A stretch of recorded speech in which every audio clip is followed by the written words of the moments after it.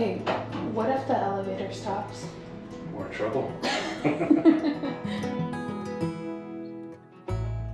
Hey guys, welcome back. So today we are at one of our friends' medical building. He's actually a surgeon, and we are going to be planting up 6 really large containers. So this space is really beautiful, and it's a space where the office uses to eat lunch, or when they have office gatherings, this is where they kind of come to. And so the only thing that's missing up here, it has a beautiful view, but it's missing some flair with their plants. So we're going to be planting these containers, and the ask for today was to have something that's an evergreen, have things that are easy to care for, so basically perennials, and then have just a little bit of color. So they didn't want anything that was too bright or loud or too showy. They kind of just wanted it to be a little bit modern, just with like a little bit of white, a little bit of pop of color. So let me show you the containers that we're going to be planting and all of the plants that I've selected. Okay, so this is the space that we're going to be working in, and I think I have some pictures of these containers where we have the trees in them, and then we cleaned that out. We didn't shoot that. It wasn't exciting. We just took everything out. Now, the one thing that we found that was really interesting with these containers is that it has this lining, which we are not sure exactly what it's for. If you guys know, let me know in the comment section. But what we're thinking is it probably helps prevent these big containers from cracking or expanding too much. That's our guess. But we did remove a lot of the soil. Now, we're not going to have any fillers in here. So what I mean by fillers is, like, some people will use bottles or wood chips for these types of big containers, but we're not going to do any of that. And it's actually something I don't recommend you do anyway, even if you have a big container, when you're going to be planting like perennials or trees, because if you do have fillers, it can cause like poor drainage. So it's just better to use soil. I know it's like a little bit more money, but it's worth it in the end. We also have drip irrigation in all of the containers. And then we have these lights, which we have to change out the bulbs, but we're going to be doing that later. But anyways, these are the containers, and there's 6 of them, and they're pretty massive. And then we have some of the plants, which I'll show you guys in a minute. And then we have 18 bags. I think we're going to need a little bit more of potting soil. So we just have this really great lofty organic potting soil that we're going to be using. So we have 2 cubic feet. I think that will be, it might be okay. We'll see. We have a nursery right around the corner, so if we have to, we will hop over there. But I think it's going to be a beautiful space. Let me show you the plants that we have, and then we will get to the fun part. Okay, so the plant that we're going to be using in the center is going to be this really beautiful Blue Angel white pine. I love this conifer. And this one gets about 7 to 8 feet tall and 3 to 4 feet wide. It needs about 6 hours of direct sunlight. It's hardy in zones 4 through 9. So this is such a beautiful conifer. And one of the things that I really appreciate about this one specifically is that the needles aren't very pokey. Do you know, like, sometimes you have conifers that have like really prickly needles? Well, this one is not like that. It does tend to shed a lot, like during the springtime, which is one of the things that, like, I feel like this is going to be really the only really big maintenance this is going to require, and maybe just like some light pruning in the springtime. But for containers, I think this is such a beautiful contender, and I really love the color. I love that it kind of has like these lighter greens during the springtime, and then the needles pretty much stay blue all year round. So I love this for the landscape. We have one that we need to plant in our garden, but I especially love these for containers. Okay, so let's talk about some of the perennials we're going to be using in these containers. Again, we were looking for something that is pretty low maintenance. The first thing I thought of for really just like fun, fluffy texture is this box leaf hebe. So we have some of these in our garden, and I absolutely love them. They shoot out these beautiful little white flowers, such a like beautiful evergreen. These require full sun, and let's see, they get about 24 to 36 inches tall. So they stay, like, they get to a pretty good size, but they stay pretty compact. These are super low maintenance, and they're hardy, in zones 7 through 10. So I'm really excited about this one. The next perennial that I got was this lavender. Now, one of the things that our friends were worried about us having too many flowers because they don't want to attract too many bees up here. Just because, you know, maybe some employees have allergies and they don't want that to be an issue. So I did get a really beautiful lavender, and I got this lavender, which is a platinum blonde. I got it specifically for the variegation on the leaves. So once they start blooming, we will just like cut any flowers. But this one, let's see, again, requires full sun, and it grows 16 to 18 inches tall. And it's just, again, such a beautiful, beautiful lavender to have in the garden, especially if you're looking for something that's a little bit different, but it still has that like amazing scent. So super excited about this one. Okay, next up is this dark violet skullcap, and this is just such a beautiful plant with the most beautiful purple flowers. It attracts hummingbirds, bees, ladybugs. It's just such a gorgeous perennial, and this one requires full sun, and it gets about 6 inches tall and about 10 to 15 inches wide. And finally, for a really beautiful, bold color and texture, we are going to be using these Heucheras. Let me set it down here for you guys to see. So this Heuchera is probably one of my favorites. So it's the Hucra Obsidian. And this one can take sun and shade. The only thing is, when you're putting Heucheras in an area like this where it's going to get full sun, you want to make sure that you're keeping them watered really well. So they'll be able to take it, but again, you just want to make sure that they're being watered. And I think I'm going to try to plant them maybe towards the back. That way they'll get a little bit of morning sun, and they might not get too much afternoon harsh sun. I'm going to kind of see how the sun is setting right now and kind of play around with the arrangement. But this Heuchera, let's see, it gets 10 inches tall and spreads about 16 inches. So what I mostly love about these Heucheras, one, I just love Heucheras. I like the leaves, I like the texture, and I love these little spikes of flowers. So they have the most beautiful creamy white flowers. This one is starting to bloom. You can kind of, like, you can barely see it really, but it's just such a fun flower, and it just provides really beautiful interest. And again, I think these colors will play off some of the purple, some of the variegation on our lavender, and of course these two colors just really complement each other, kind of like that really beautiful like true green with this beautiful purple. I think it's just going to be such a beautiful combination.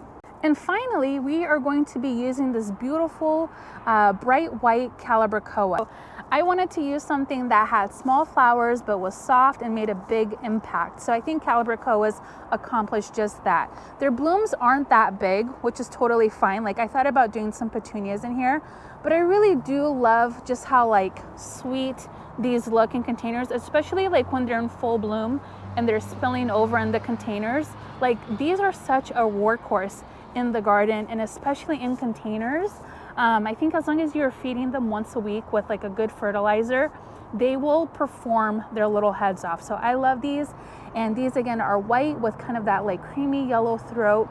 We might need to go get, let's see, I don't know, I feel like we might need to get some more, but if we do, I think I'm gonna get like a creamy yellow to complement these. And again, our friends didn't want anything that was too loud and bright and like in your face. They just kind of wanted something that's a little bit more muted, sophisticated and soft, while still providing like beautiful color. So anyways, let's get to the fun part, which is planting.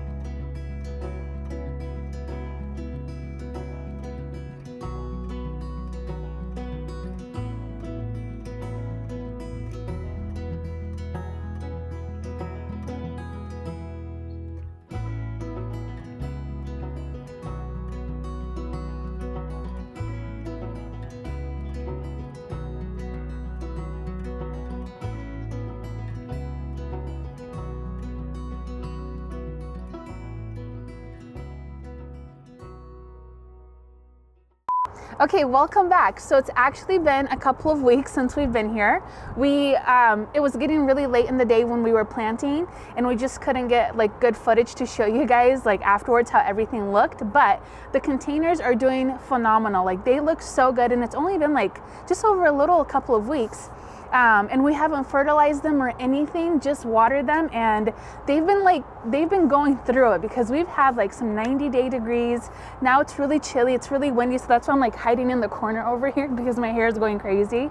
But yeah, they look really great. I want to show you guys how they're looking right now, and then we will kind of walk through on how we're going to be carrying them for the rest of the season. Okay, so let's take a look at this planter because I feel like this one looks really beautiful. So you can see the plants are really taking off. The Calibrachoa are really starting to spread, and my goal is for them to really just cover this area.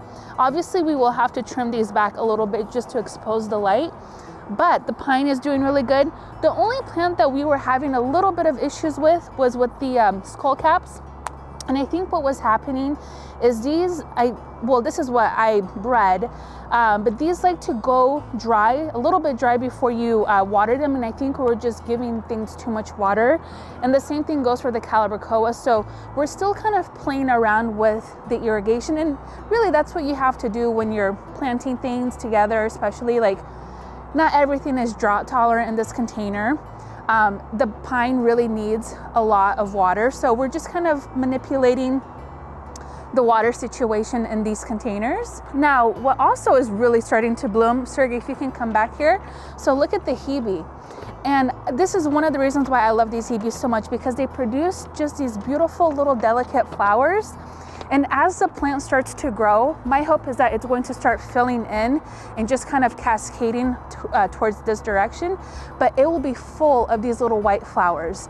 And it looks so pretty. I think it's just such an interesting shrub to have in the garden. We have one actually in our garden that we just dug up because of the grading, but they get massive. So these are really, really beautiful. Now, if we swing to the other side and look at the Heuchera is thriving. Like she is living her best life. So they have really filled in. Now I am coming in here every couple of days and just ripping out any of these bottom leaves, but I will trim them back a little bit later in the season. But the blooms are looking really beautiful. Some of the spikes actually got really tall and we cut them back, but you can see they're still producing a bunch of new blooms. So it's like, I'm so thrilled, and we haven't fertilized anything, like, right? Nope. We haven't done anything so far. And I think throughout the season what we will do is continuously check on them, maybe like once every few weeks. Again, they are in irrigation, but I really am excited to see these flowers just start cascading over. I think that's going to look so beautiful, and I don't know, I'm so happy. Like, I don't want to brag, but this container looks so good. Like, to me, this is perfect. Now the lavender is actually starting to put out its little blooms too. So again, the lavender will fill in, but you can see some of the blooms are coming in. So it'll be really pretty to see these flowers in full bloom. Let's take a look at some of the other ones. Now the bees are loving the Heuchera. And this is what I had in mind when I chose these for these containers. I wanted them all to really just take off like this one has. And I do know, well now I know more, that the skullcap do like to go, they are a little bit more drought tolerant. We know that the Calibrachoa can be dry, or likes to go dry before it being watered again. And of course the lavenders don't require a lot of water. So the three plants that do require more water is going to be the pine, the hebe, and the Heuchera, because the Heuchera is getting so much sun. And I told you guys this, when you do plant Heucheras, they can take full sun. Well, this one can, as long as you're keeping it moist. So that's why we planted the hebe in the back and the Heuchera in the back, because we want them to have a little bit of protection and not worry that they're not going to have, or that they're going to get fried by the sun. But again, these are doing really good. I'm just coming in and just cleaning them up just on the underside like this. But look, if you come in even closer, there's just like really fun, pretty new growth coming in. So I'm really excited about it. it's just really exciting to like bring some plants and life to a place where people are helping people. Anyways, I hope you guys enjoyed watching these containers come together. I think this is going to be a really low maintenance containers. And as the season progresses, like I said, we'll just make sure that we're keeping them nice and watered. I might fertilize maybe in like 3 weeks, but for the most part, I think they're going to love it up here and they're going to thrive. And then as we get into the fall, I'll probably just pull out some of these annuals and add maybe some like pansies or something like that, just so they look pretty all year round. But I'm really excited about these containers, and I think they're really enjoying them up here as well. So anyways, thank you guys for watching, and I'll see you guys next time. Bye-bye.